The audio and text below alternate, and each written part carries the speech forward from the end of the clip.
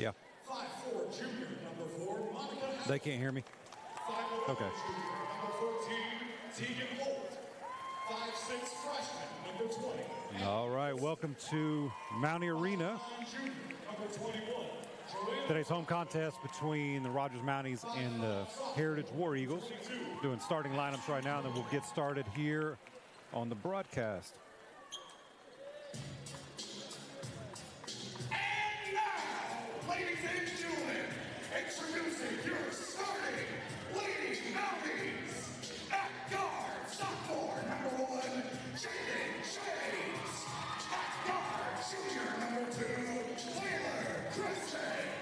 At forward, junior, number 13, Delaney Hayes. At forward, senior, number 15, Savannah.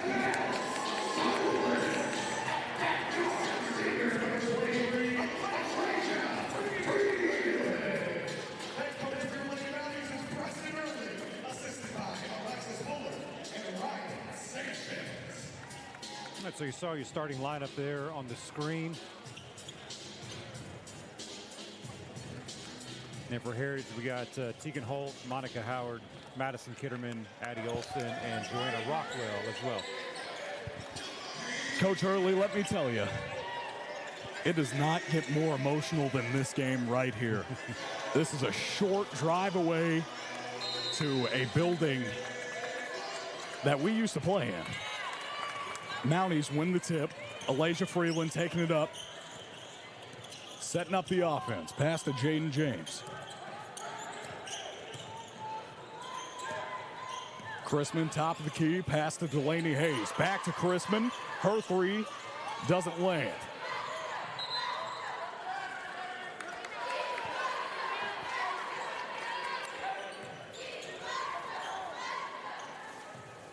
Heritage hauls in the rebound, but runs out of bounds. Possession maintains with Rogers, and they pick up their first bucket. Yeah, nice out of bounds step there to get Sabella something going to the basket.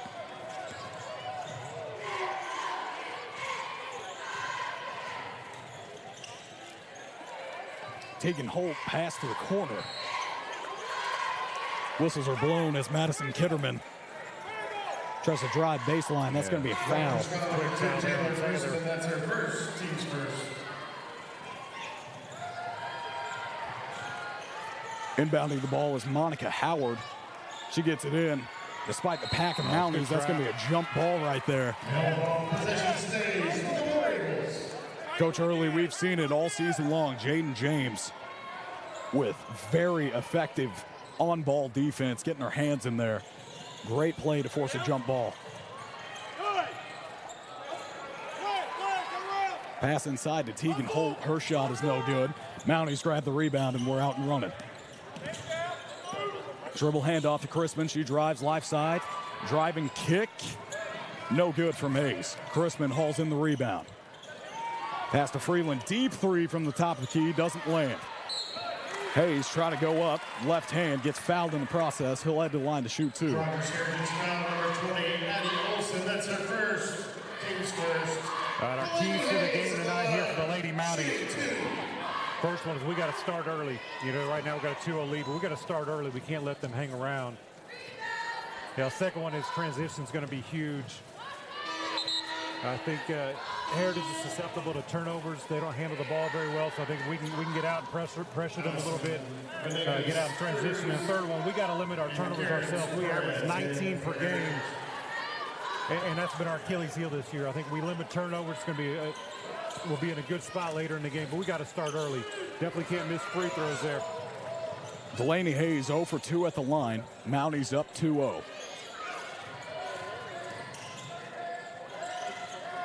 Howard trying to stick a move on James. That's going to be a tough task. There she is again, trying to poke the ball away. Howard driving kick to the top of the key. Tegan Holt picks up her dribble, gets it back to Howard. Pass inside to Holt. James on her. Bit of a mismatch. And Holt's able to pursue.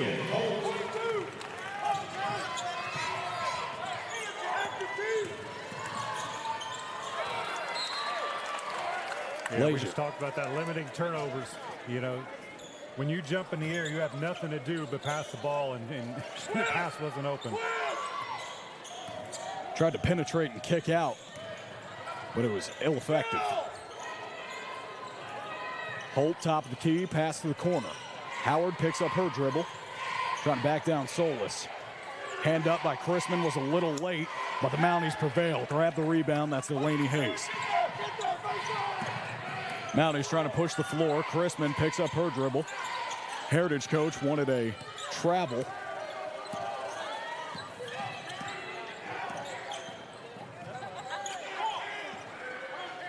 Chrisman feeding Solis. Solis trying to get position on the low block. Yeah, you saw them. They jammed that last ball screen. We got to take advantage of that next time. Jaden James gets fouled on the shot. Yeah, Elijah came off that ball screen, and Delaney just rolled away from it. She'll get to a spot where they can make that pass. They'll thread the double team. We've got to be able to take advantage of that. Jaden James is the line with one more free throw. Here we are right here with Jaden James' season stats. 173 points, 21 assists, and 91 rebounds. She's all over the place. Yeah, she's second on the team and 8.2 points per game. Despite only being a sophomore, bright days ahead. There she is again, getting dirty, trying to get that ball. Holt, pull-up jumper, no good. Solis hauls it in. We're going to get a jump ball here due to great effort by Howard. You talked about Jaden James being a sophomore. You look at the Heritage lineup that's going to be on the floor, and they are all juniors and sophomores and then one freshman. I mean, they're a young team. That they are. Alasia Freeland trying to call Chrisman back to the ball. She pursues, gets across, loses the handle. That's going to be Heritage possession. You know, we talked about that. That trap came and no one went to her. She was able to back up and get around, but we got to have somebody go into the trap. Your girl leaves you, you got to go split the middle of the floor. Holt inside, long layup is no good. Pursuing the floor, Taylor Chrisman in transition, can't connect. Hayes is there with the rebound. Went up, she'll head to the line to shoot two more.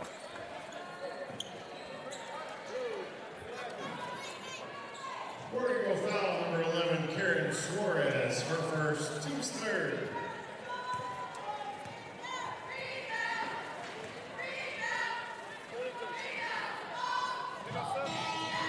Lady Hayes going for Rogers. We have 4 subs in for Heritage.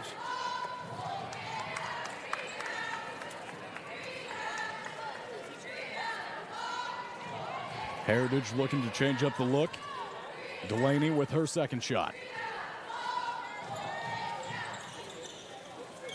Second one's no good. Chrisman gets a hand on it. I think we're 1 for 6 so far from the free throw line. Again, that's not in a good spot to be successful. Pass gets away, and Rogers turns the ball over with a backcourt violation.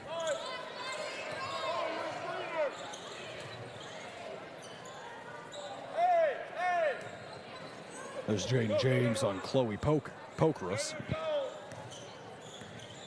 Holt with the ball. Chrisman on her. 2 quality on-ball defenders. Got a little handsy there. I mean, that's her second foul. That's not good. We're in a 1-3-1 defense. There's 0 reason for her to be up there. Hands on the ball, just move your feet and get in the way. Regardless, Caden Harris and Lexi Vask check in. You're 35 feet from the bucket. There's nothing she's going to do, nothing you can do with it either. Pass to the corner to Olsen, back out to the top of the key. Vask had the box out, but Pokeris got away, able to haul in that rebound. Pass to the corner is blocked by Lexi Vask. Addie Olsen tried to get a shot up over her, wasn't able to. Alasia Freeland driving inside, 2-point bucket is good. Shrugging the shoulders a little bit as she gets back on defense. Mounting's back in a man-to-man.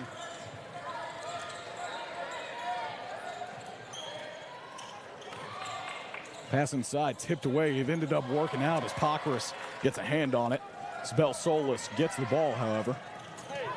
Pass to Harris in the corner. She's a shooter, No good that time. Sabel Solis with a strong rebound on the left block. Puts a shot up. Got her own rebound.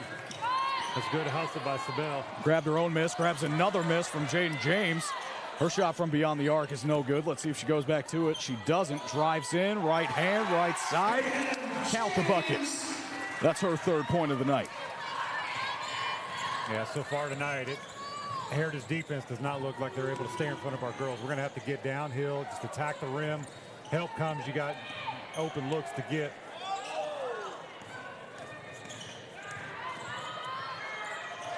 Pass is blocked by Jaden James. Her shot attempt gets denied. Corner. Pass to Harris, one more over to Freeland. Good. She's driving, loses the handle. That's going to be her third turnover. I mean, it's a good decision, though, as far as the attack, because there's nothing baseline, drip baseline. She just lost hand on the ball.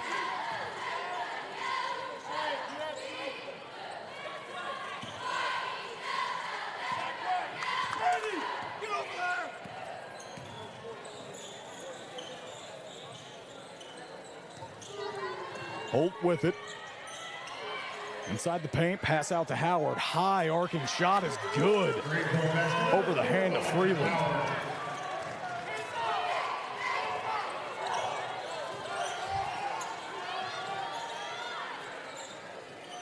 Now Heritage is in a 2-3 zone, 2-on-2 zone. Harris backed up past the volleyball line, trying to stick a move. Yeah, trying to go to this defense to limit our penetration.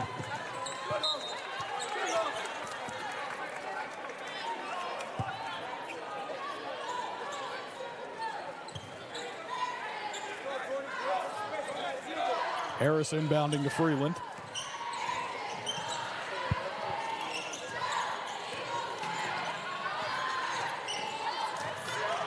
James trying to make something happen.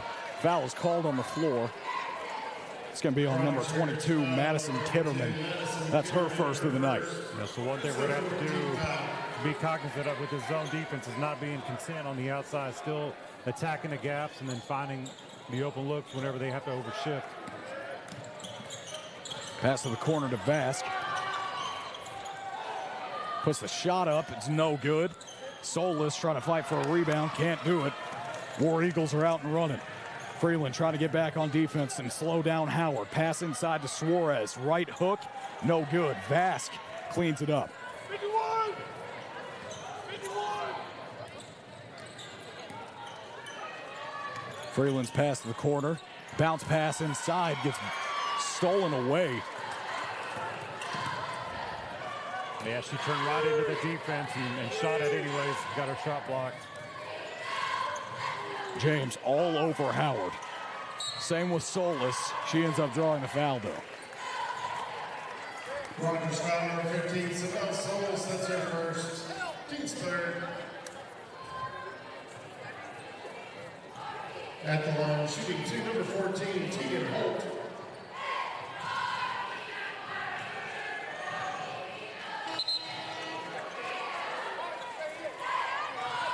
Holt misses the first one.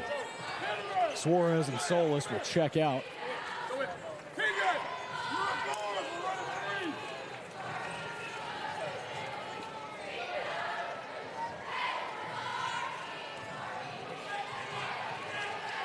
I got to tell you, Coach, this is a loud night here in this arena. Yeah, it is.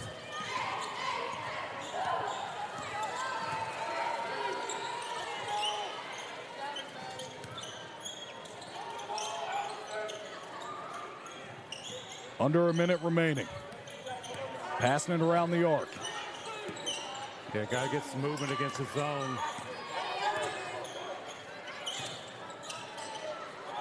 Pass to Harris at the wing. Her shot is good. 3-point basket. It's 10-6 here with 24 seconds to play. James trying to rip it away from Holt. Delaney slides over to help. Mounties all over. 10 seconds remaining. Olsen pass over The Kitterman trying to make something happen. Ball's on the ground. Last second shot is no good for Kitterman. That's going to end the first quarter. Your Rogers Mounties 10, the visiting War Eagles 6. We'll be back after the break.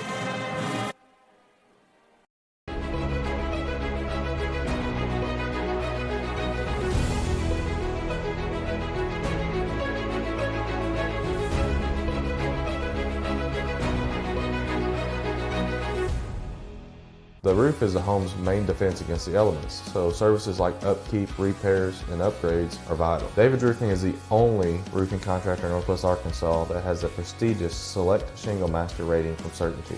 With David's Roofing, your roof is in good hands.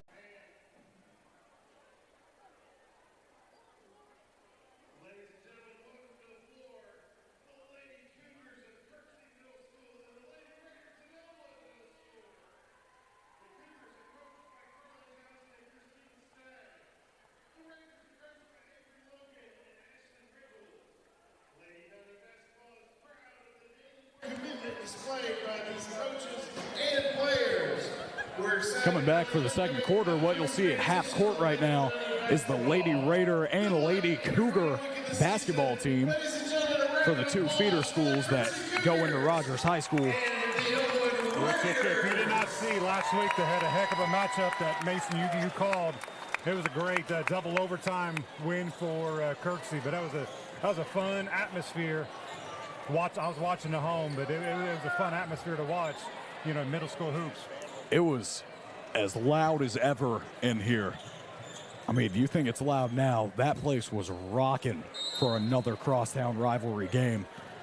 And it was actually opposite of what we usually see with our girls and guys, is the girls' game was a lot more loud and raucous than the guys was. 100%, no doubt about that. Heritage trying to get something to go underneath their own basket. Not able to, and it's going to be Mountie possession.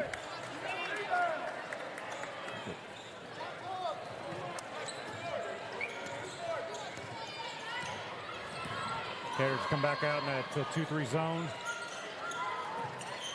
Pass inside, try to get something working in the paint. It's going to be a turnover from Hayes instead. Pass to the corner. Shot is made by Addie Olson. That's a freshman from the corner making a three to keep this thing within one.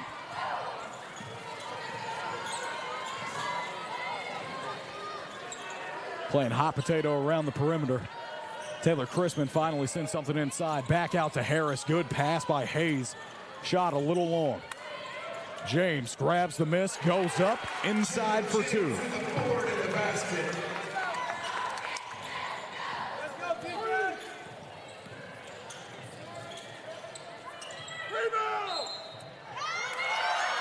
And one inside for Allison Cruz.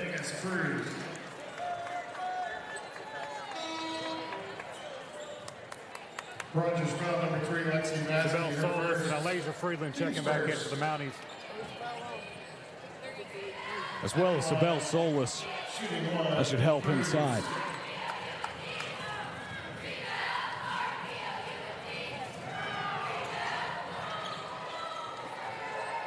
Allison unable to tie it up for the War Eagles. Mounties looking to tack onto that lead. James with it. Over to Crispin at the other wing. Pass off the fingertips of Hayes. It's going to be War Eagle possession. Yeah, we've got to find a way to get Taylor going here. She leads the Lady Mounties in scoring 10 points a game and had that early foul trouble. We're having some trouble with our scoreboard here, but it is 12-11 with just over 6 minutes to play. Alasia Freeland tried to get a last-second shot off as she was fouled, but that's going to be called on the floor.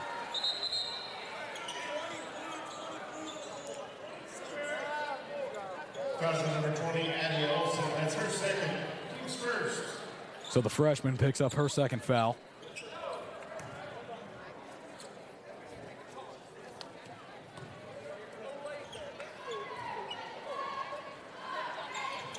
A screen to screener.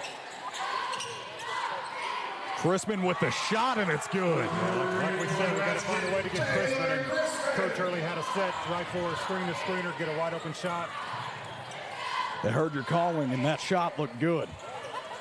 Allison with Solis on her, puts up a shot. Good defense. Hands straight up. Good job, Belasia, pushing the ball. We got to beat the zone defense getting set up down the floor.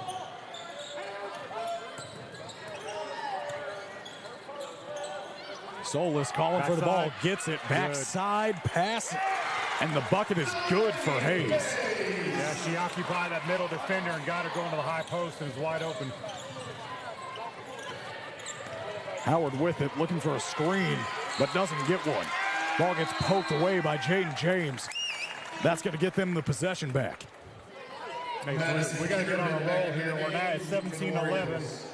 So we're on a 7-5 run, but we got to find a way to just open this up a little bit. We can't let Heritage hang around.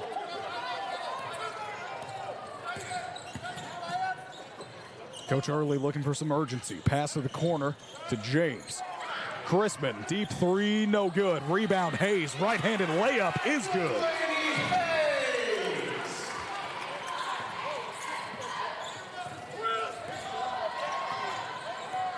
Delaney Hayes with a nice effort play there. Pass from Kitterman, almost stolen by Hayes, but Heritage holds on. Inside, underneath shot is no good. Taylor not able to quite box out Allison Cruz. You know, you get to that point, you just got to get two hands up and let her shoot over. You cannot come down on that. She came swiping down. What really hurts on that play is that's Crispin's third foul of the night. She's going to be sitting for a while. 30-second timeout is called by Heritage.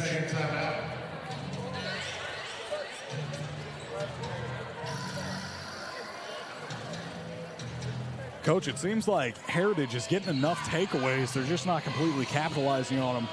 What do they need to do to change that up? What does Heritage need to do? Yes. Oh, man, if they're just, I think if they attack, they had a wide open shot there by Howard. Addie had an open shot, Addie Olsen. So I mean, when they attack, they look for the open look. Our side corner is open, so we're getting overshifted. Our side corner is going to be open. But if you see when they're not successful, they're trying to do too much, 1-on-3, 1-on-4. Allison Cruz with an opportunity to tack on some points. Doesn't capitalize on that first shot. Both teams have been ice cold from the free throw line, and that's points that as a coach you got to have. Allison with another chance, capitalizes the second time. That's going to be 19-12. They're in a 1-2-2. Finally get across half court and save it from going from out of bounds. Pass to James at the wing to the other wing. That's Bask. You'll see Heritage a lot of times off of made free throw go 1-2-2 half court. And they extended it way up on that last one, go full court. Pass to James, finally deciding to drive. Left-handed layup looked good, but unable to connect.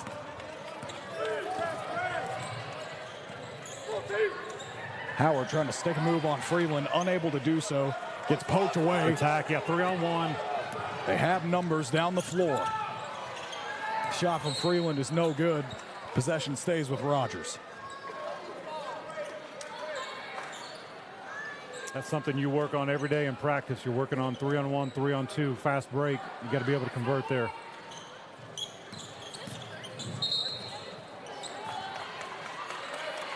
Blocking foul is called.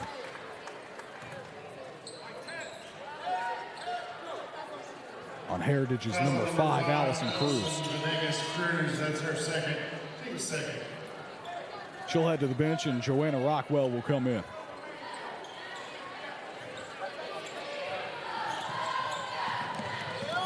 Freeland with a step back mid-range is good. Good looking shot after she stuck a move.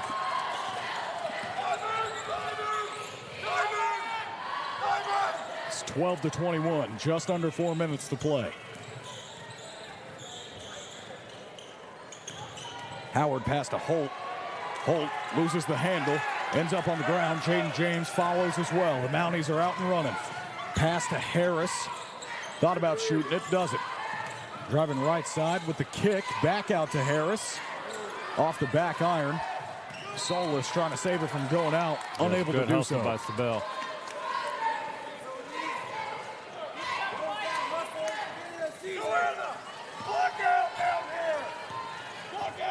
Yeah, I'd like to see maybe Alasia pressure up a little bit, kind of extend out maybe a little bit past the half-court line, see what she can do with Howard.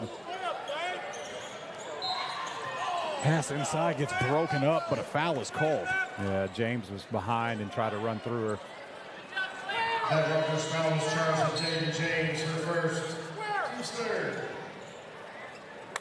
You know, at that point, it doesn't matter. If you're hitting a girl or not, you're going through her on the back. That's going to be called all the time. If you're not around, you got to let her catch the ball, then wall up and play good defense. Addie Olson checks in for Joanna Rockwell. War Eagles turn it over.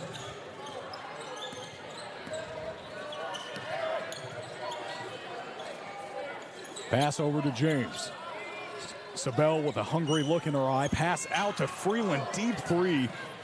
Doesn't go. Addie Olson able to clean it up. She's out and running with Mounties in front of her. Pass to Suarez. Howard with Sabell on her. Holt, three-point shot. Just left. Suarez with a diving rebound, able to come up with it. Pass inside, back to Suarez. Yeah, that's what we talked about earlier. Suarez got the ball. There's three defenders right there, and she had two shooters on the opposite wing. Freeland thought about sticking another move into a mid-range, but unable to make it happen. Jaden James with a missed shot. Sabell Solis with a rebound and an attempt that she got fouled on. Sabell's been huge this first half on offensive rebounds. She's done a great job of keeping possessions alive. We've missed shots. She's got offensive rebounds and gave us another opportunity to still score.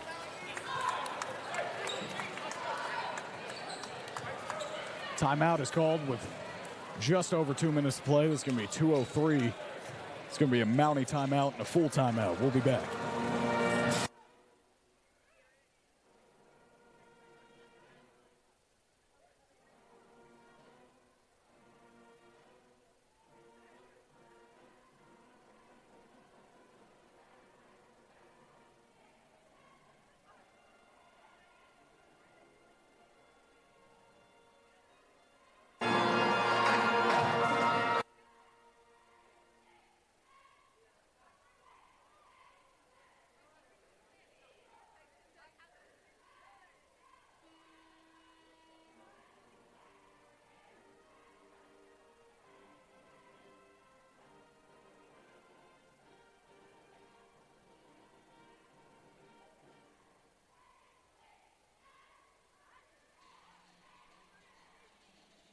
Coach Hurley's going to, coming out of this timeout, I'd like to see if Coach Hurley's going to maybe do something in the full court.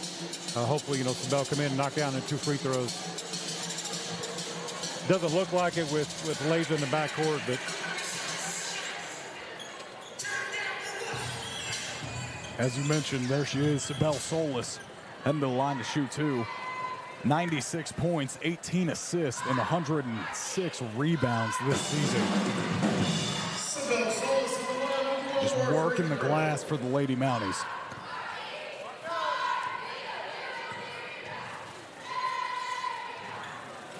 a great job by Sabell, able to come in and knock down both of them. Where the Lady Mounties have struggled the free throw line so far. Able to increase the Mountie lead to 11. That was a good trap. Swarm into the ball. Sabell Solis is a part of things as well. Howard driving right, kicks it out to Holt. She'll try to get in there. Again, penetrating that right side, dish it out. Her shot doesn't land. Jaden James comes down with it, despite Howard being on her. Travel is called, picked up the dribble, but didn't stop the feet. Yeah, timeout by Coach Lehman, Lady War Eagles. It's going to be a 30-second timeout.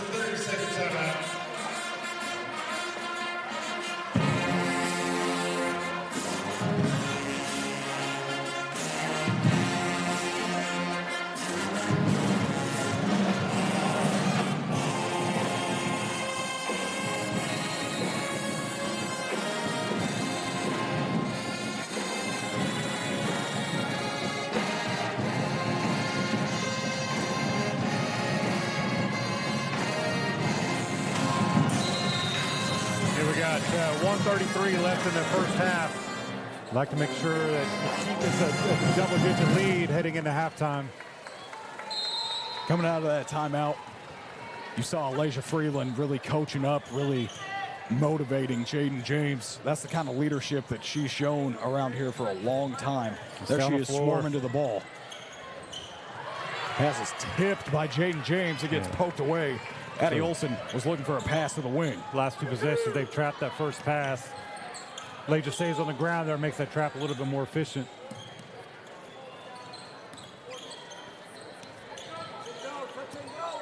Harris with it, top of the key. Rough pass. Trying to hit Delaney Hayes. Yeah, they didn't make the defense shift any. And she tried to make a quick pass and go inside, and it's not going to be there. Kitterman shot the three-pointer. That's the sophomore, unable to land.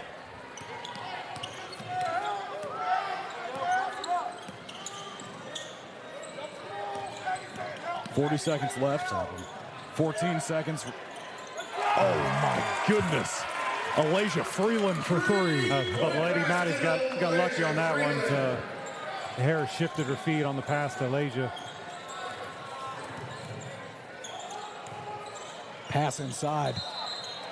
Met by a whole lot of Mountie. That's going to be a travel. 16 seconds left. No shot clock. We'll have two new War Eagles check in. It's going to be Laia Garner and Karen Suarez.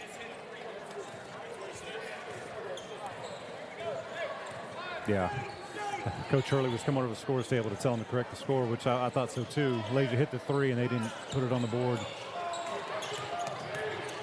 Jaden James, last shot. Doesn't fall, bobbling around. Heritage picks it up. And that's going to do it for the first half. Your Rogers Mounties 26, the visiting War Eagles 12. So we went on a 7-0 run there to end the first half. So it's a good job by the Lady Mounties. Good execution by them, and we will be back for the second half.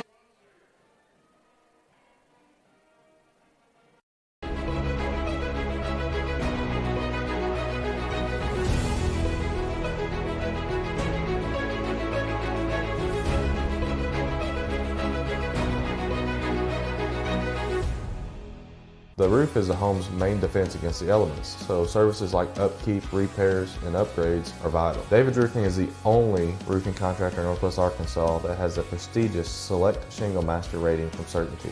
With David's Roofing, your roof is in good hands.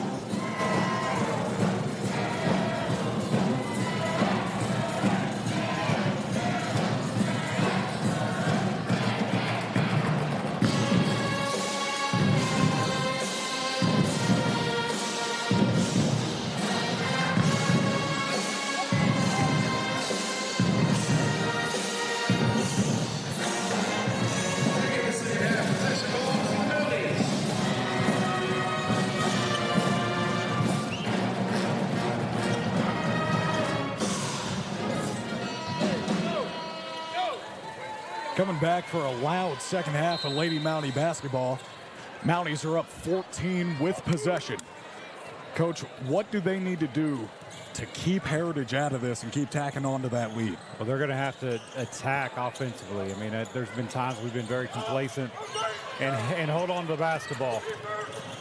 A lot of uncharacteristic live ball turnovers that, you know, thankfully Heritage wasn't able to get down on the other end, but we got to take care of the basketball a little better.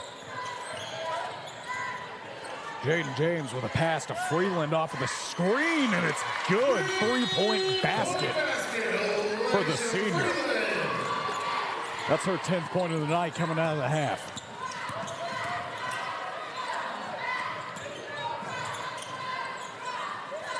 Bell Solis with some good defense on Holt. Almost rattled in there. Doesn't. Looked like James might have got some contact. No whistles are blown, except for there was a travel called on number 21, Joanna Rockwell. Yeah, we got to do a better job. I got lucky there that she fell down, but we got to do a better job of limiting them to one opportunity. Can't give them second chances, no offensive rebounds. Delaney with Joanna on her. James just driving into the paint, ends up drawing the foul on Kitterman. Heritage foul number 22, Madison Kitterman, her second. She'll shoot two. Team's first. At the line shooting 2, Jaden James.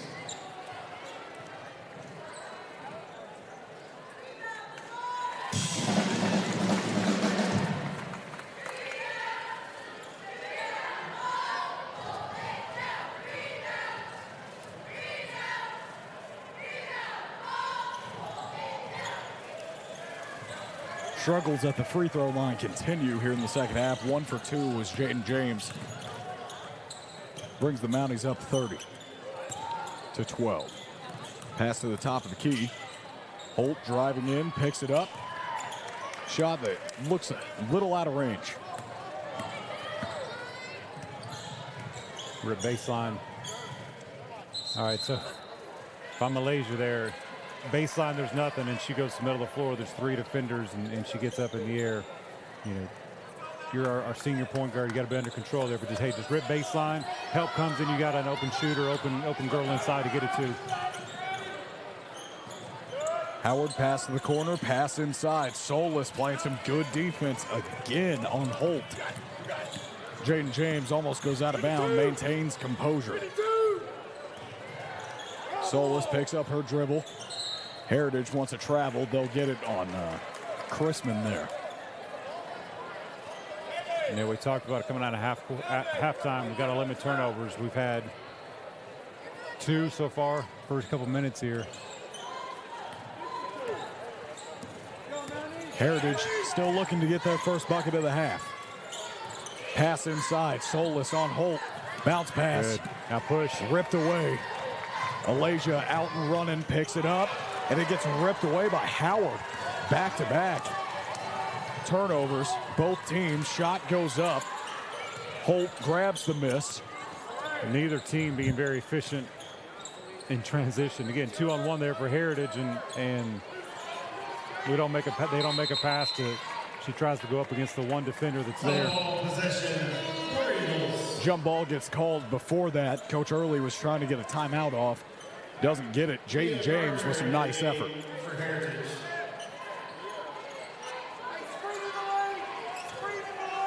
Monica Howard inbounding. Pass to the wing.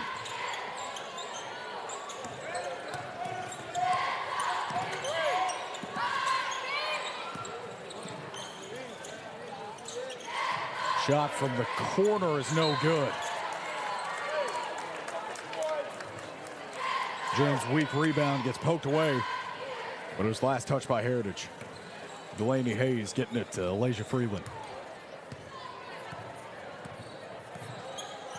You know, thinking about this night for the rest of the season, it's a big night for the Mounties, Lady Mounties. You know, I think it's probably a must-win for both teams. We're thinking about ending the season into the playoff picture. Even outside of that, I mean, we talked about the crosstown rivalry. There's a big event in between the games here tonight. Nice shot by Heritage driving in. Madison able to pick up their first bucket of the second half. But like I was saying, it's a big, big night here in this arena. Freeland's shot is off the mark. Oh.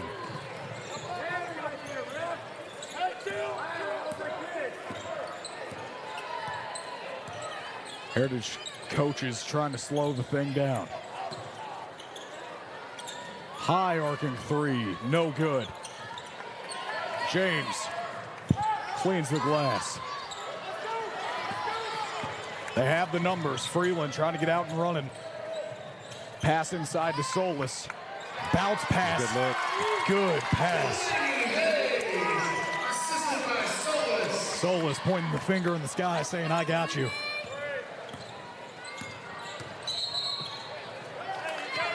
Colliding bodies.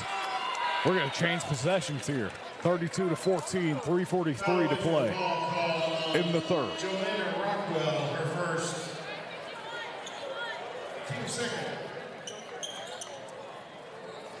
Yeah, Coach Early subbed out James Sabell. Both of them had their hands on their hips.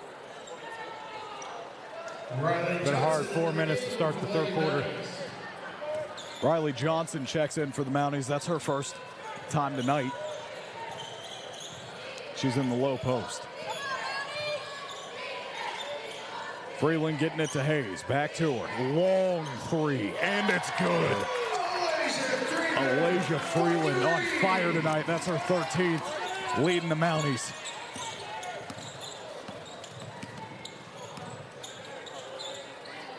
Off of the screen. Shot is no good. Screener grabbed the rebound. That's Allison Cruz.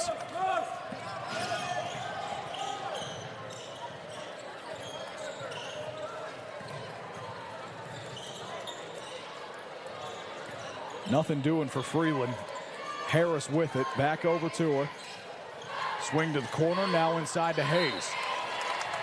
Going left side with the right hand. Gets fouled on the shot. Warning for foul number 5, Allison Venegas Cruz. Her third, team's third.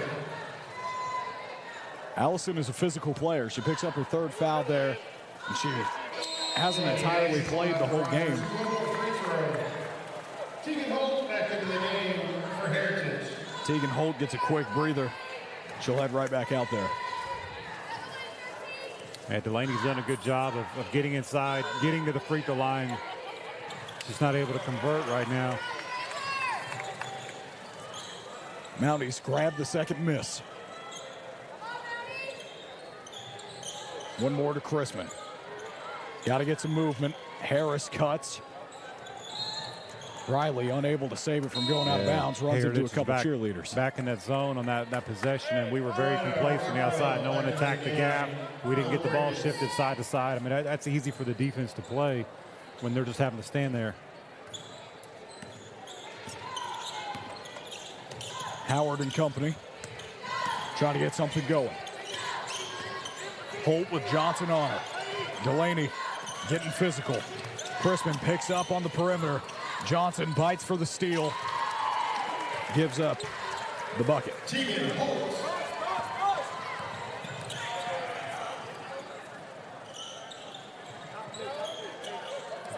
One more to the corner. That's Chrisman. And it's good. We haven't seen a whole lot out of her, but she's in foul trouble. But that shot looked good as ever. Yeah, 2 for 3 from the three-point line in limited minutes so far tonight. Good help defense by Johnson.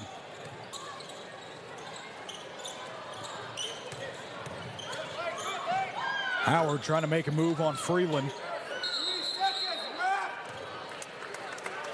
Foul is called on Riley Johnson down low. She was trying to get a hand on it, force that jump ball. Picks up her first foul. Watching Joanna Rockwell, I think she might be, I don't know, maybe limited a little bit offensively, but she works really hard. You're going to get everything out of her. Battles hard to get position offensively. Goes for the offensive rebound. I mean, she's fun to watch. Yeah, the 5'9" junior is a workhorse for sure.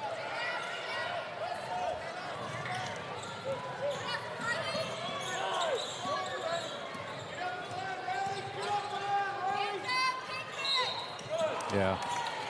And we talked about that early in the game. I mean, you're behind Holt right there, diving through. It doesn't matter if you think you touch or not, they're going to call a foul. You don't work to get around, and the ball's coming to her. You just got to wall up and play defense.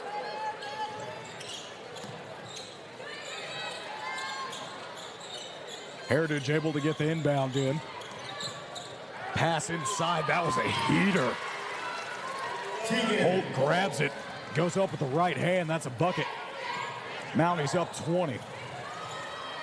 Crispin with a nice pass to Johnson. One more to the corner to Harris, it's good. Three-point shot. Just like they drew it up. 50 seconds remaining. That possession versus a couple where they didn't do anything. We had to attack the dribble. We had a kick to the top and then a kick to the next corner. And you're going to get wide open looks anytime. Johnson clapping in the face of Holt.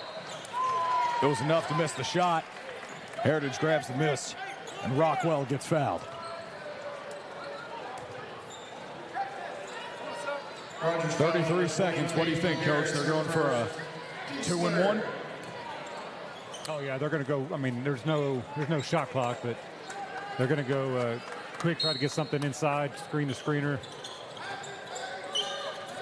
Pass tipped away by Solis. Garner sticks with it. The double team. Solis gets two hands on it. That's going to be a jump ball with 24 seconds left. Good work by the Mounties, able to hold off. Freeland calling people back, saying, hey, come get it. She wasn't even intending to inbound it. She was calling James over. Solis just caught a straight in the face. Heritage foul number 14, Tegan Holt, her first. Team scored. The Heritage extended out, full court man-to-man here. 23 seconds left. Heave to Solis. Had the She numbers didn't need for to a take second. the dribble. If she would have just turned, kept her eyes up, Jaden was wide open. She took the dribble, and then now she's off balance. She's doing things that she's not comfortable with. Madison Kitterman back into the game. Go Eagles. 13.5 to play.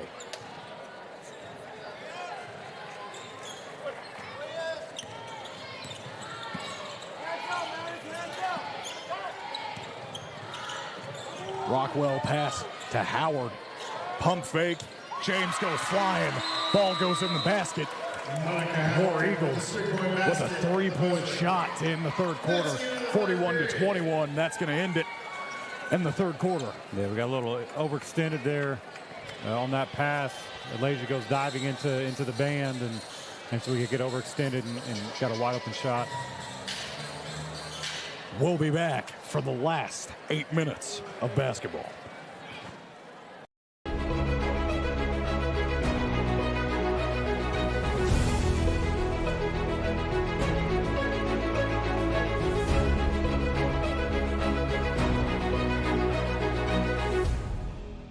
The roof is a home's main defense against the elements, so services like upkeep, repairs, and upgrades are vital. David's Roofing is the only roofing contractor in Northwest Arkansas that has a prestigious Select Shingle Master rating from Certainty.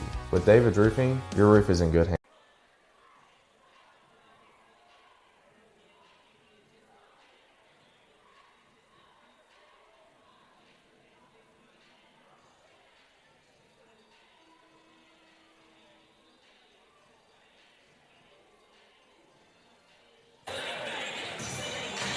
Lady Mounties able to outscore Heritage 15-9 there in the third quarter. Open this up to a 20-point lead.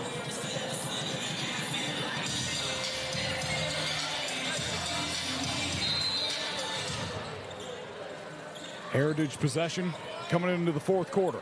Went out in a 1-3-1. 1-2-2 defense. Pass is blocked by Hayes. Heritage is going to keep it.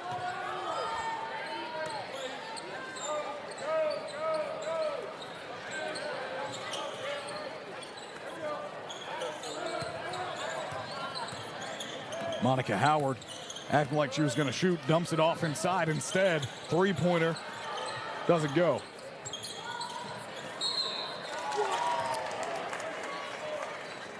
Mid-range shot from Holt. Gets blocked, but a little bit of contact. She'll head to the line to shoot two. You're out of position to see that, but that looked more like I thought Taylor did a better job on that one of keeping her hands up. You know, last one we talked about her third foul, she swiped over. I thought she did a better job walling up on that one. She picks up her fourth.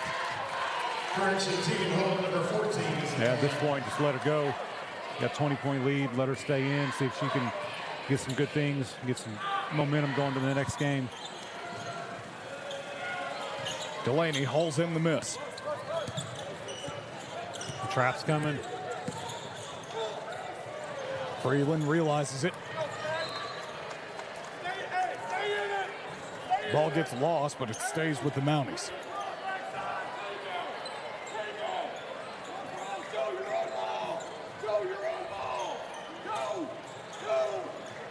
Inbound to Solis. Freeland gets it back. Trap. Coach Lehman's trying to tell them they're still in their trap, and the girls weren't listening. They weren't going to go trap the ball. They get the ball back, however, pass inside to Rockwell. She gets fouled, and she'll head to the line to shoot two. Jaden James hauls in her second foul. At the line, shooting two, number 21, Joanna Rockwell. Lady Mounties better be ready for some trap, full court. They're going to do something defensively here, try to amp this up. And Harris back into the game for the Lady Mounties. There she goes, Chrisman. She'll check out. Harris will come in for her.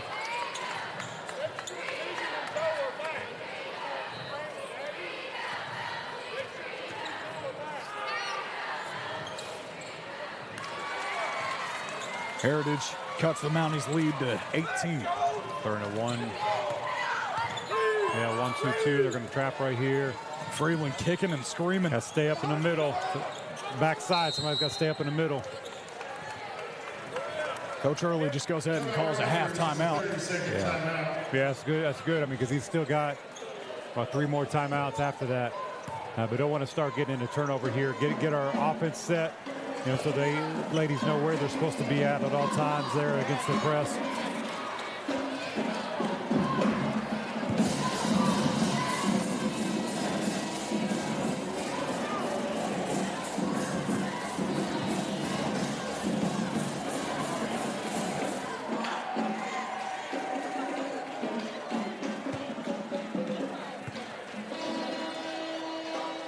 Mounties feeling the pressure of that trap. They go ahead and call the timeout.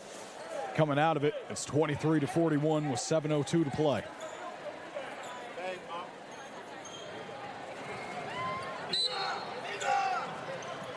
Hayes is going to inbound. She gets it into James. Somebody's got to get to the middle of the floor. Finally get it across half court. James just power dribbling. Draws in the foul from number 22, Madison Kitterman. That's her third, first team foul.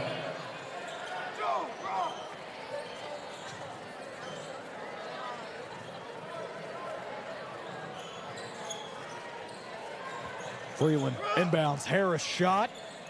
No good. Hayes gets the miss. Misses one of her own. Heritage full throttle. To the corner, now down low. That's Holt. Sabell gets called with one. A bit of shove with the body. She's had a very effective game for only having 2 fouls. A lot of good minutes out of Sabell. Yeah, she's battled well down low, offensively and defensively. Holt able to make the first one. Yeah, offense, we're going to have to adjust and get somebody going to the middle of the floor when that trap comes. We still have that our backside 3 girls are still just continuing to go away from the basketball. Hayes not able to bring it in.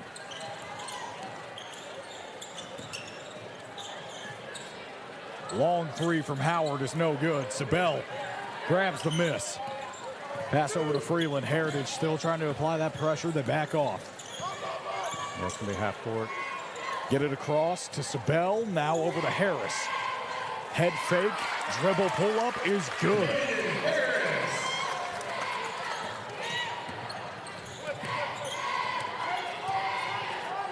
To the wing, Pockrass now inside. Hayes down there, that was a nice shot by Karen Suarez. Harris turning on the burners. She's in the corner. Pass to Freeland from the corner is good. Three-point basket.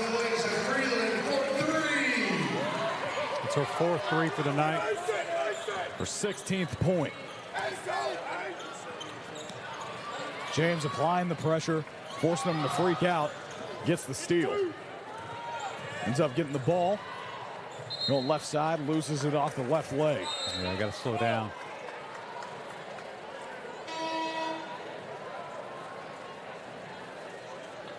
Leah Gardner and Joanna Rockwell return for the War Eagles. At this point, offensively, you got to work on some things. You get across half court, get past the trap. You got to work on some things that's going to help you be successful over the next few weeks. Getting sped up and doing too much just because you have a 20-point lead and you can doesn't mean that you should.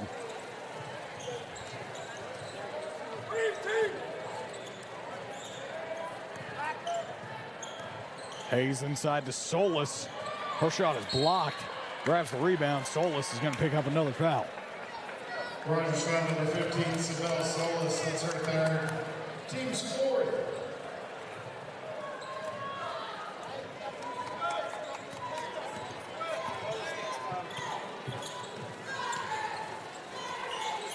Heritage, top of the key. Trying to feed back inside, and another foul is called.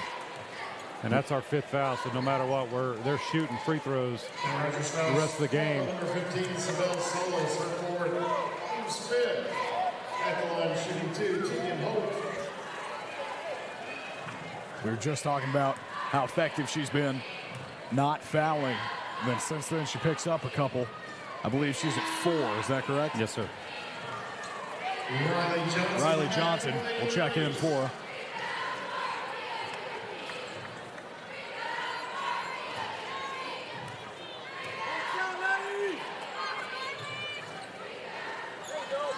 Delaney grabs the missed free throw. Pass to James at the wing. A lot of Eagles swarming.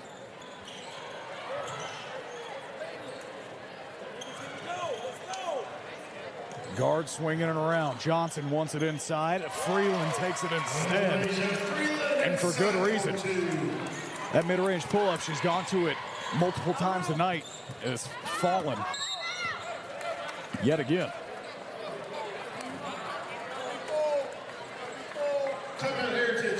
We have a full timeout by Heritage. And we'll be back.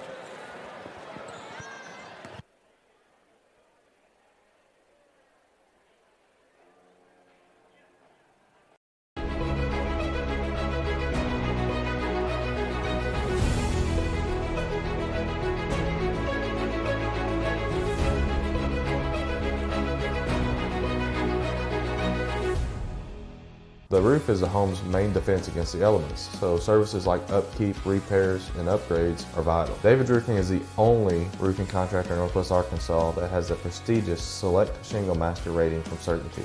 With David Roofing, your roof is in good hands.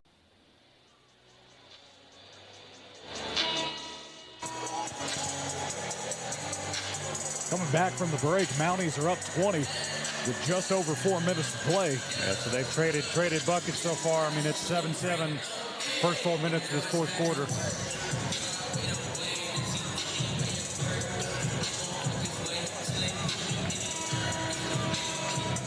Here comes Elijah Freeland motivating her teammates. She's been very effective from beyond the arc tonight.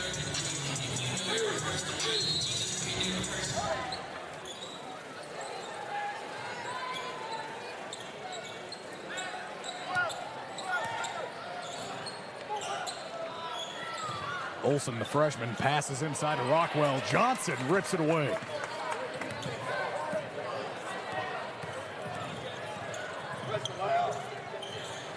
Freeland just getting checked. Draws a foul, gets the clapping. Foul starts number 4, Monica Howard, her first. That's the second War Eagle team foul.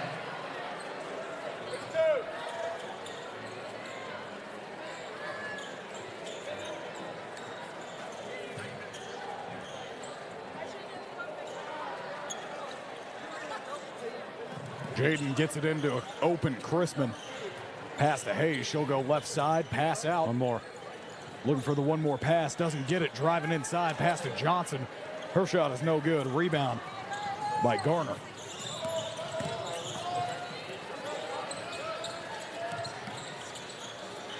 Heritage trying to slim down the lead. Johnson with some good effort defense. There she is.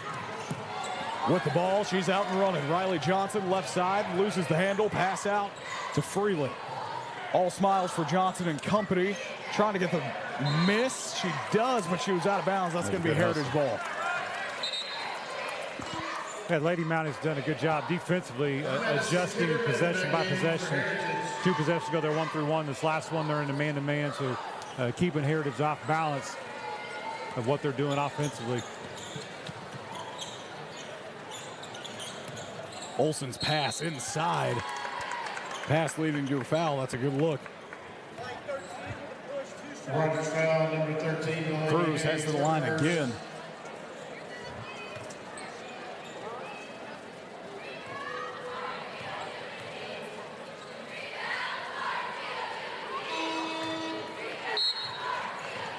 Cruz unable to connect with the first one. Sabell back in for Delaney Hayes.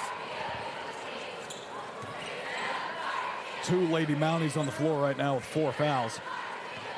3 minutes remain.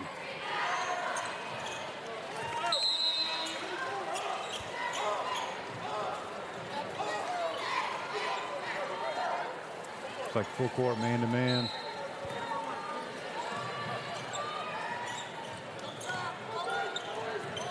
Johnson gets it into Freeland. She advances it to Chrisman. Finally across half court is James. And draws a contact while driving. Kitterman with another foul. That's her 4th. Team's 3rd. Hey, 52. Delaney Hayes retires to Lady Mounties. 52. 52. Allison Venegas Cruz back in for Heritage.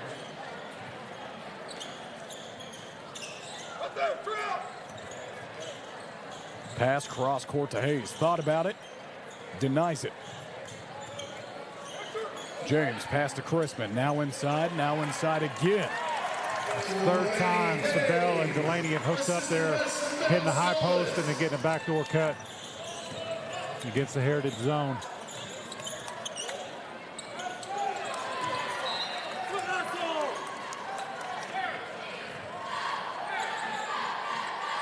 Possession stays with Heritage.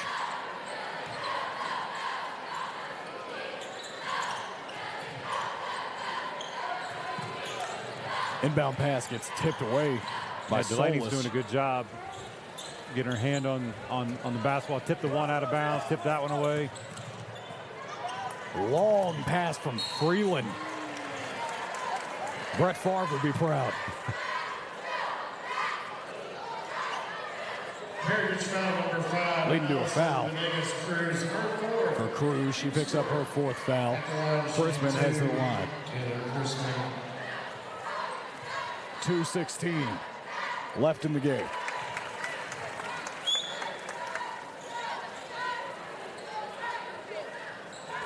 You know, as a coach, whenever you're in this kind of position, they have a 22-point lead. It's kind of a fine line of when you can start putting your subs in. You know, when it comes to playoffs, for those that may not know, 10 points is the magic number. You can get up to 10 points for every win. So you want to make sure that this lead stays above 10. We want to keep it at 20 anyways, but no matter what, if it stays above 10, we're in a good spot. And so there's kind of this magic spot of where I can start putting people in and know that I'm still going to come out and still have a 10-point lead or above to finish the game out. You know, fortunately for us, Coach Early knows that as well. That's why you're seeing a lot of these starters still out here with as many fouls as they have. There's Chrisman just playing a kind of softer defense, but still forcing turnovers like she does. Yeah, but that's something, you know, definitely watching at home, you're wondering why somebody else may not be in yet, and there's a reason why. Christmas pass gets tipped away by Howard. Howard tries to save it from going out of bounds at the baseline. Heritage subs in. Mountie ball.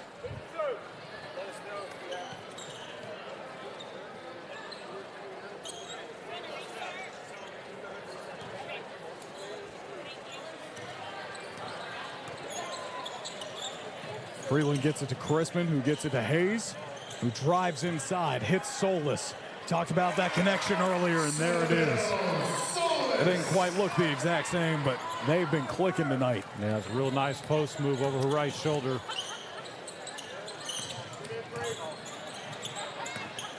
Rockwell with a bounce pass out of bounds intended for Kitterman. Hey, Delaney Hayes, great job there walling up. Rockwell had the ball, did a crowd dribble, but Delaney was able to wall up, and she didn't have anywhere to go and then thrown out of bounds. Delaney has had a great game tonight. She has 8 points, only 1 foul, has been wreaking havoc. That was a bit of a low light for her there.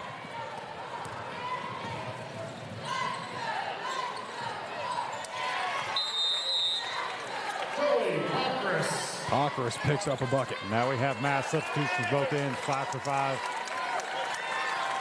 With 1 minute remaining to play, it's going to be Mountie ball.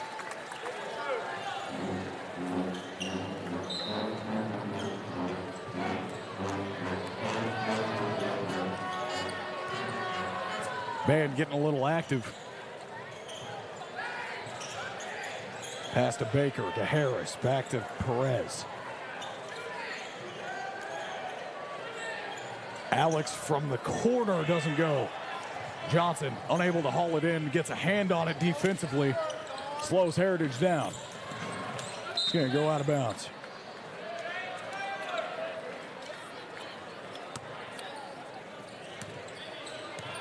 Harris bringing it up. 30 seconds remain.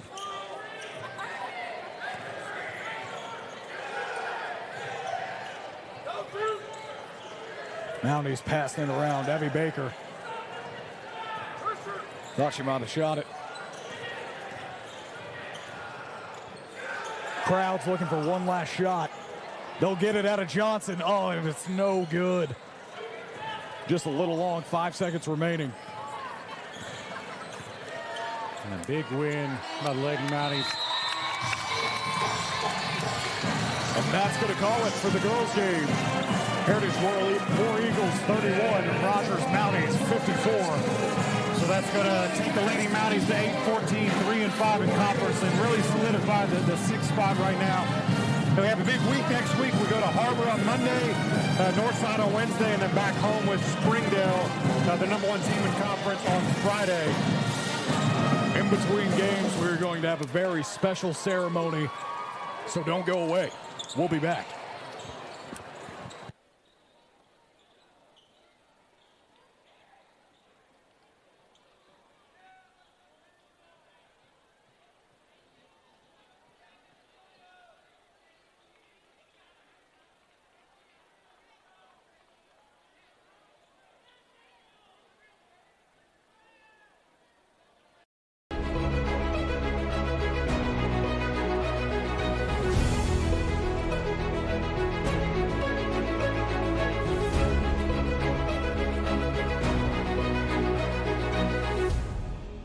The roof is the home's main defense against the elements, so services like upkeep, repairs, and upgrades are vital. David's Roofing is the only roofing contractor in Northwest Arkansas that has the prestigious Select Shingle Master rating from Certainty.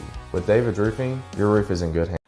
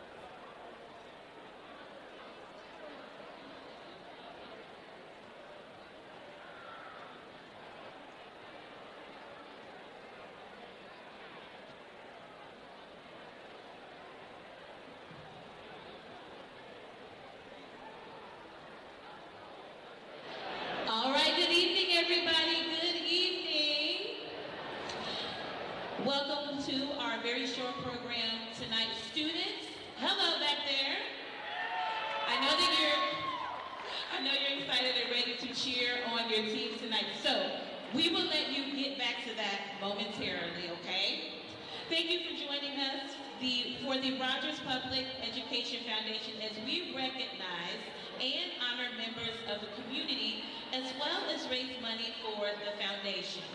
I'm Jacqueline House. I'm a proud parent of 3 Rogers Public School kiddos, so go Mounties! I'm very happy to serve as your host this evening. Now we do have a short program for you tonight, and the mission of the Rogers Public Education Foundation is to support Rogers Public Schools. It's never been a more challenging time now to be a teacher, a staff member, or administrator in public schools, and the foundation is dedicated to making a difference by raising money through grants, donations, the Tee Off for Teachers golf tournament, the Can You Spare a Dime for Teachers bowling tournament, and of course the event that we are here for tonight, which is the Wall of Distinction. So it sounds like the foundation knows how to have a really, really good time, as well as raise the needed funds here for Rogers Public Schools. Now with the funds raised through donations and events last year, the foundation awarded over $123,000 in grants, including STEM and STEAM programming, 3D printers, reading and math support, multicultural programming, and more. Over the last 11 years, the foundation has funded more than $1.1 million in grants. That definitely deserves a round of applause.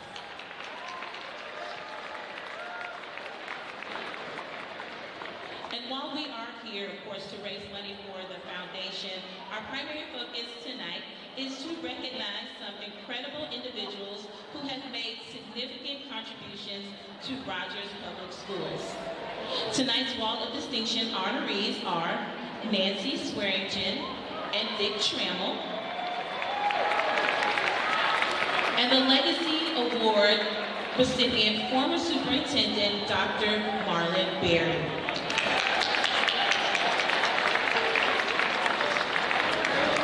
Now, there's no better way to recognize our 3 recipients tonight than, of course, to hold this event in the schools where their impact is felt the most. Over the next few minutes, we want to give you a better understanding of the work that the Rogers Education Foundation does and how it helps our schools. And of course, we want to honor our recipients. I want to recognize and thank the foundation board members. If you are a member of the board and you want to stand or even raise your hand, we would love to recognize you if you're a part of the board. Thank you for your commitment to our students, staff, teachers, and school district. Now, if you have any questions about the foundation, or if you want to learn more, please stop at the table located at the southeast corner of the arena to talk to a board member. Now, we do have a short video that we would like to show you about the foundation.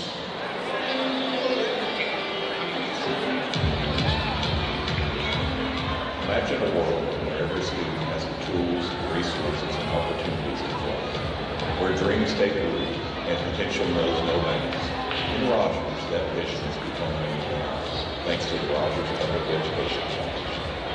For over 20 years, the Rogers Public Education Foundation has been making possible into reality, empowering our schools, supporting our educators, and transforming the lives of thousands of students. Over the past decade, the Rogers Public Education Foundation has contributed over $1.1 million, including a $75,000 grant in 2024 to establish the Curriculum Resource Center. The CRC supports educators in engaging students with challenging content, tracking progress, and ensuring every learner reaches their potential, aligning with the district's mission and Arkansas state programs. Your support makes a difference, whether it's providing the tools for hands-on STEM experiments, supporting the arts, or ensuring our students are prepared for college and careers. Your generosity helps us inspire a brighter future. Learn more, get involved, make a difference. The Rogers Public Education Foundation believes every student deserves the opportunity to excel. Our mission is to bridge the gap between the resources and the possibilities by funding innovative classroom projects and essential programs that enrich the lives of our students and educators across the district. Together, we can make an impact. One classroom, one project, one student at a time.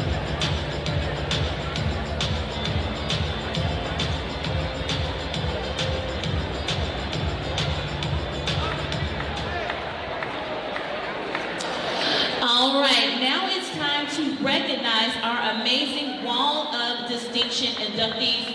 Students, will you help me? All right, I'm gonna need your help for your cheers, okay? Our first recipient is Mrs. Nancy Swearingen.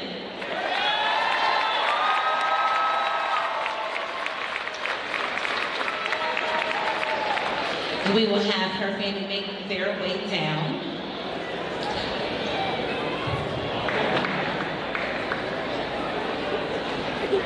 You know, actually when I met Nancy many years ago, in a couple of different ways, first at church and then later when she was actually teaching physical education, Nancy served the district in such a many different variety of ways, and she's truly been successful in all of those positions.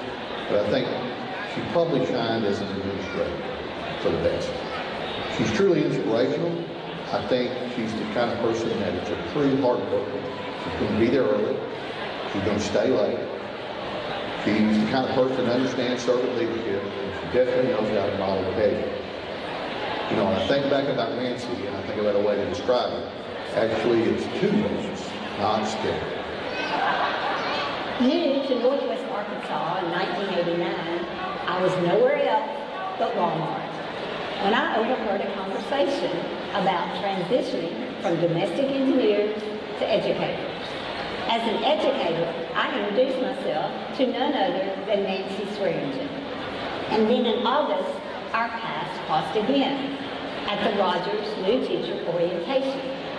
Nancy was setting out on her path to become the new PE teacher at Eastside, and I was headed to Westside. Nancy excelled in bringing everyone together and making everyone feel valued and part of the team. Hopefully, you are hearing that word excellence, which is reflected in every aspect of Nancy's contributions to the Rogers Public Schools and to her community. When I think of Nancy Swearingen, I think of the RPS values, and they perfectly described who she was as a leader and just who she is as a person. First of all, she was student-centered. She knew every kid's name right away. The second day of school, I don't know how she did it, but she could name all 400 kids, and it was amazing. She had a way of coming up with a theme each school year that built community and connected it to learning. And you would walk in at the end of July, and she would have Jim building in Emerald City because we were doing the Wizard of Oz. You know, that's a time for teachers that you're anxious to get back to work, but when you walked in and you saw the next theme, you knew it gave excitement to the staff. When I became a principal at Westside, I would ask myself, I would think about what would Nancy do? What's best for kids in this situation? And she was so good about not rushing to make a decision. She would think about it and come back to you and explain why that decision was made. It usually was tied to what's best for students. And I'm just going to forever be grateful for the way that she encouraged me and she cheered me along in every step of my career. I can't thank Nancy enough. She made me believe that I was a difference maker for students. And that's exactly who she was for so many of us. To the RPEF Board, I first want to say thanks for your continued support of our teachers. Your appreciation, acknowledgement, and encouragement of their work is what keeps them teaching. Second, thank you for my selection to the Wall of Distinction, an unexpected honor made even more meaningful considering the company with whom I share this recognition tonight. The late Dr. Marlon Berry, a true servant leader as our superintendent, and Dick Trammell, the tireless champion of just about all causes that support the common good, including public education. Since Dick and I have been able to see eye to eye on most things, literally speaking, I think he'd agree with me that as old cheerleaders, receiving this award in a gymnasium works for us. It was a privilege to spend the last 24 years of my career working for the Rogers Public Schools, both as a teacher and an elementary principal.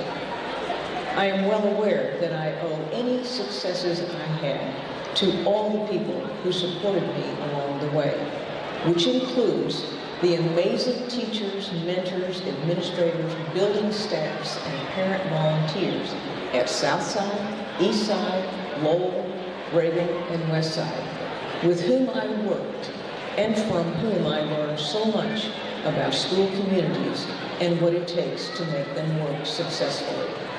And finally, I thank my wonderful family, both immediate and extended, for all you did during my working years to support my efforts at school. All of you, and Jim especially, serve as my own personal partners in education, year after year, and I could not have done it without you.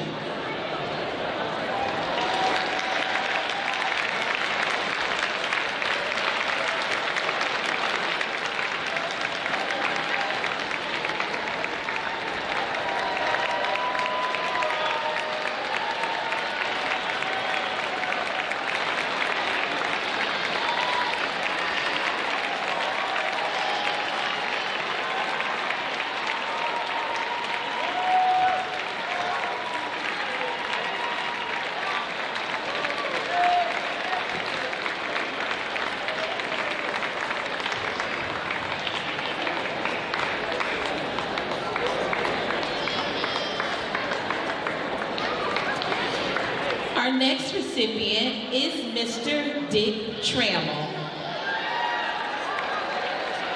I met Dick in 1988 when I moved to Rogers to practice law. Little did I know that 80 miles to the south, my father met Dick at a Rotary meeting.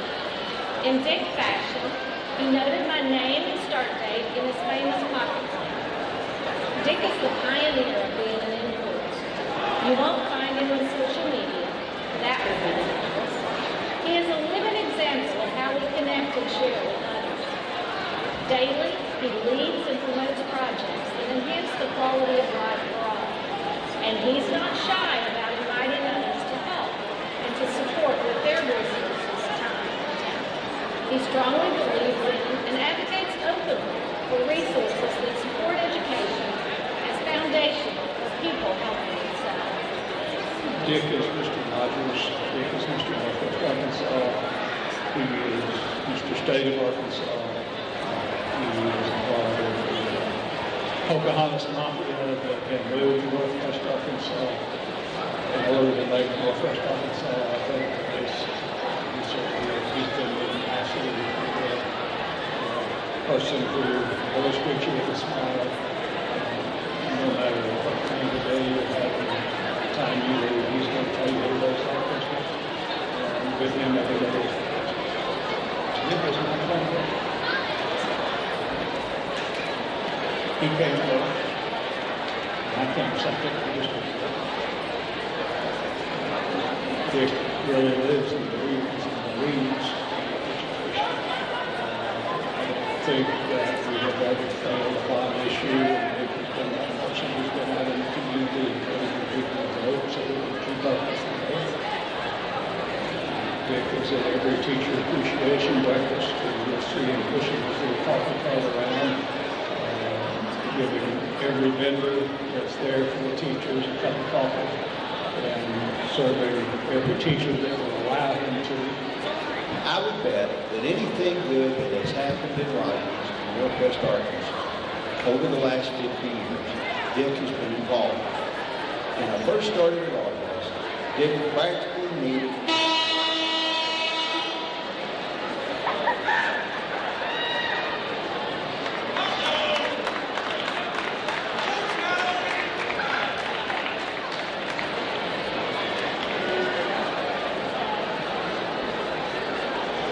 I met Dick in 1988 when I moved to Rogers to practice law. Little did I know my father met Dick at a Rotary meeting. In Dick fashion, he noted my name and start date in his famous pocket plan. Dick is the pioneer of being an influencer. You won't find him on social media. That would be dangerous. He is a living example of how we connect and share with others. Daily, he leads and promotes projects that enhance the quality of life for all. And he's not shy about inviting others to help and to support with their resources, time, and talents. He strongly believes in and advocates openly for resources that support education as foundational for people helping themselves.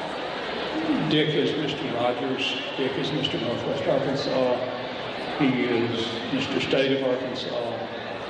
He is a part of the Pocahontas Mafia that had moved to Northwest Arkansas in order to make Northwest Arkansas a better place. He certainly is. He's been the ambassador, if you will, a person who always greets you with a smile. And no matter what kind of a day you're having, by the time you leave, he's going to tell you every day's like Christmas. And with him, every day is like Christmas. Dick is my twin brother. He came first, and I came second. I just have to. Dick really lives and believes in education. I don't think that we have ever failed a bond issue, and Dick has been that person who's been out in the community encouraging people to vote so we can keep up with the growth. Dick is at every teacher appreciation breakfast, and you'll see him pushing his little coffee cart around, giving every vendor that's there for the teachers a cup of coffee, and serving every teacher that will allow him to. I would bet that anything good that has happened in Rogers and Northwest Arkansas over the last 50 years, Dick has been involved with. When I first started at Argos, Dick practically needed a revolving door for his office. Anything that was going on in Rogers, Dick was involved with, and people were constantly seeking his advice and consultation. They knew if Dick was supporting their project or cause, it would more than likely succeed. And that's what he loves doing, being involved and making a difference. Other than the Razorbacks, he doesn't have many hobbies. His hobby, I'd say, is making our community a better place to live. Dick has definitely left his stamp on Rogers. Helping students get the best education possible has always been very important to Dick. I've mentioned all Dick does for our community, but another of his passions is helping people. Before Dick retired from Arvest and he was still working at the bank, people would ask him, just what does Dick do? My response was, he has helped more customers and people than anybody I know. People knew that they could call on Dick for anything, whether it be a bank-related issue, looking for a job, finding a home, anything. Dick made it a point to do whatever he could to help that person. And when you had Dick Trammell going to bat for you, whatever it was, having him involved validated you and gave you instant credibility. He makes it a mission to do whatever he can to help. That is an inspiration. He truly just wants to help people. He is someone that I'm thankful and honored to call my friend. Well, you know, I'm so pleased with the quality of education our community has given our children during the years. I moved here in June of 1975, and I am so proud of the fact that our community has never turned down a millage increase for our students and for our community. And you know, that is something that a lot of communities have not done. What the foundation has done for us is they've helped give us quality education. Our administration, our staff, our teachers, our people that work and drive the buses, whatever, they do quality work for students and help educate our students. And I am so proud to be honored. I've enjoyed my past as far as they're asking me to help raise funds. It's been a real pleasure for me. And the main thing is our students have made a difference because our foundation has contributed. I appreciate this honor. I'm glad to be here tonight. And God bless. Thank you for all you've done for our community.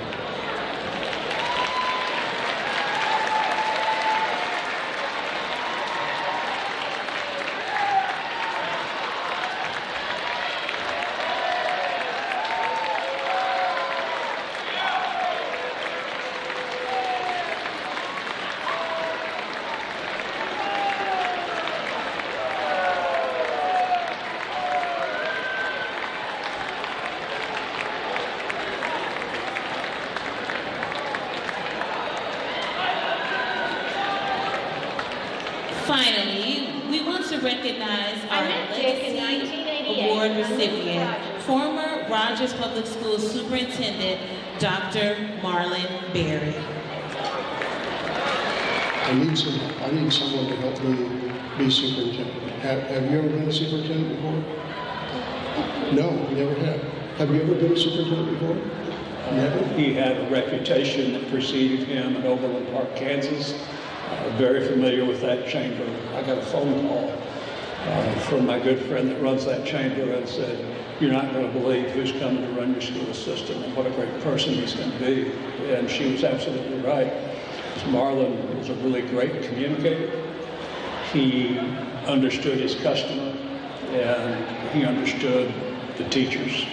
It was just remarkable, some of the things that he would inject his sense of humor into. He was a quiet leader, he was a calm leader, but he was one who said in his power of positivity and happiness to have on an organization. You know, when you look at Dr. Berry and his influence on others, that's leadership, how you influence others. And it didn't take me long, and other colleagues here as well, to see the example that he set for us. One of the biggest lessons that I learned from Dr. Berry was the work-life balance and creating your own happiness. His grace and compassion that he showed for our staff and our students during COVID was incredible.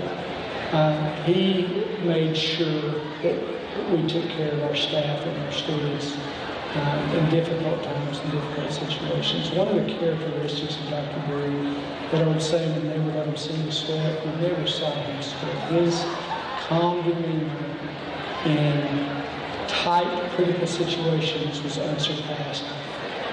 And I always enjoyed pulling in the parking lot, seeing his car there, because I knew I was going to have a 5 or 10 minute conversation to start my day. And it could range from anything from work to Game of Thrones, which we both love to watch.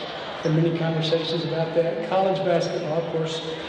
Me being a Razorback fan and him being a Jayhawks fan, we always had great conversations about that. But that professional relationship really morphed over time, and we kept that professional relationship. But I truly value the personal friendship that we developed. I tell you, one of the things that a lot of people don't know about Dr. Berry is that he was a prankster.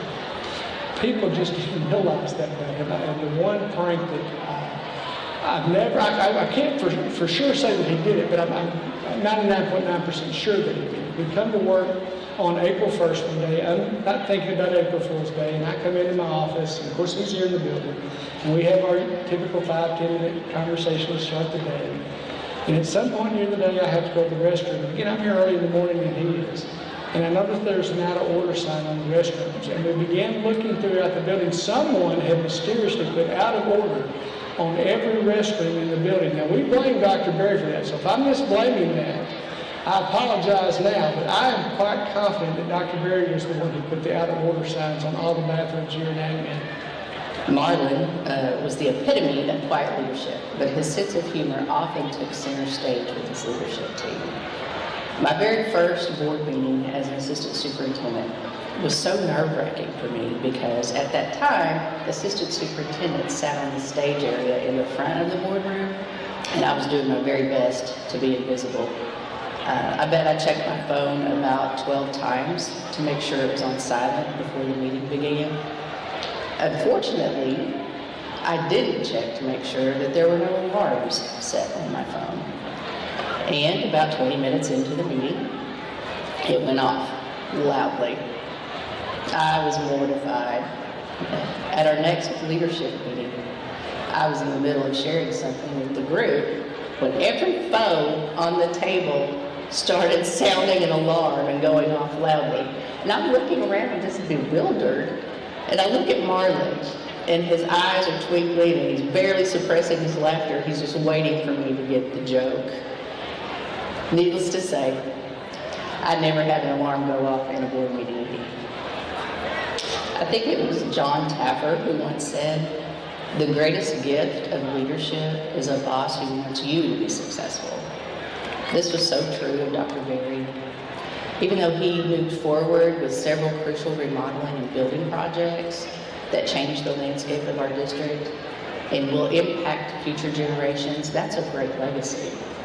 He did so many things in our district that were positive, but above all, and at the center of every decision, he put people first and wanted those around him to be successful.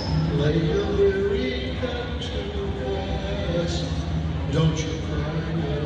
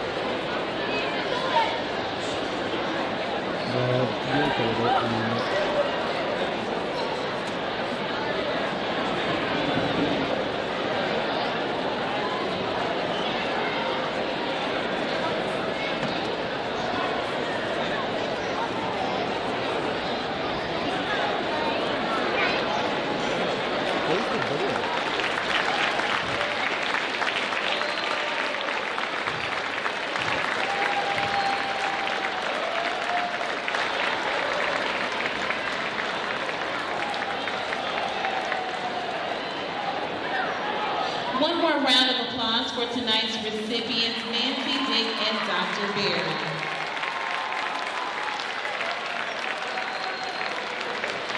One of the ways the Foundation funds teachers' grants is through events and donations. On the video screen, you will see a QR code that you can scan to donate, and there are also signs and pavers on the floor around the arena with a QR code as well. Your donation will be greatly appreciated, and if you donate tonight before the end of the game, you will be entered into one of two drawings.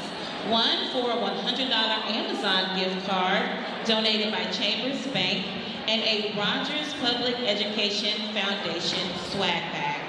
For every dollar you donate, you will receive an entry in the drawing. So we would appreciate your donations tonight.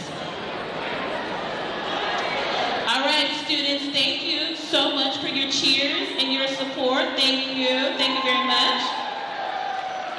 We will turn the gym back over to you momentarily, but first I want to call up Nathan Gearhand, the VP of Rogers School Board, followed by words from Dr. Perry for a very special announcement.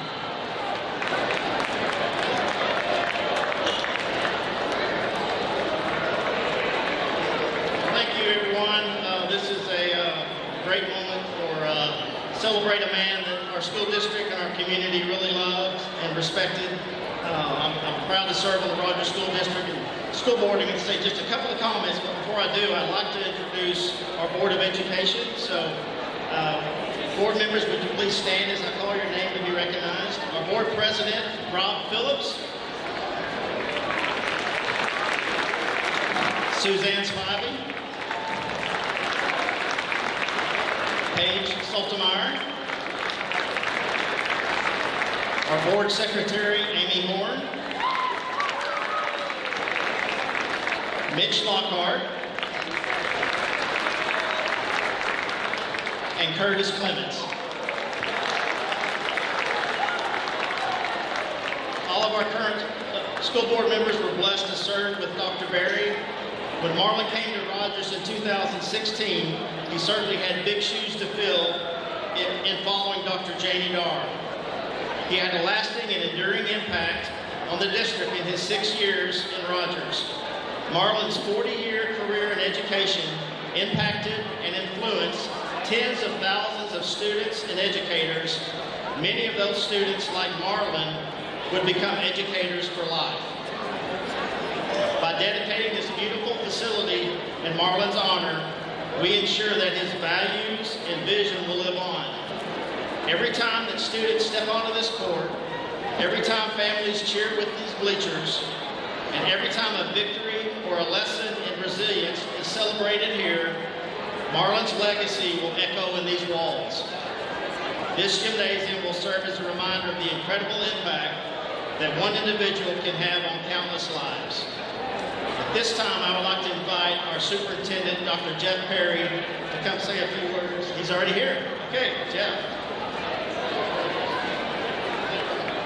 Ladies and gentlemen, certainly a pleasure to be here this evening and to honor a gentleman that was a lifelong educator, an individual who constantly gave of himself to make others better. I did not have